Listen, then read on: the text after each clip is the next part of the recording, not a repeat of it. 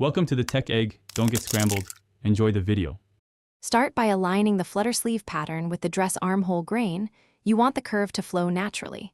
Cut 2 mirrored flutter pieces from the lightweight fabric, making sure to transfer notches and match the center points. Once cut, finish raw edges with a narrow zigzag or serger to prevent fray. Press a 1/2 seam allowance along the sleeve cap and lower edge. This creates a clean attachment line. Now position the sleeve pieces with right sides together and pin at the notches to prepare for sewing. Once pinned, baste the flutter sleeve to the dress armhole using a 1/2 seam so you can check how it hangs. This lets you adjust fullness without committing.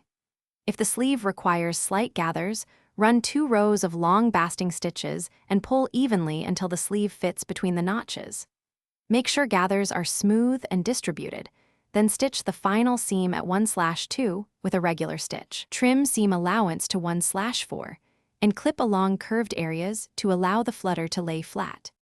To finish, press the seam toward the sleeve and understitch when you want the flutter to float away from the bodice. This keeps the seam from rolling out. Top stitch close to the seam or add a few discreet hand tacks at the shoulder to anchor movement without restricting the flutter effect. If the sleeve puckers or hangs unevenly, carefully rip 1/4 of the seam at the problem area, redistribute the gathers, and resew. Make sure to test wear and move your arm to confirm smooth drape. Thanks for watching. Consider subscribing if I helped unscramble your problems.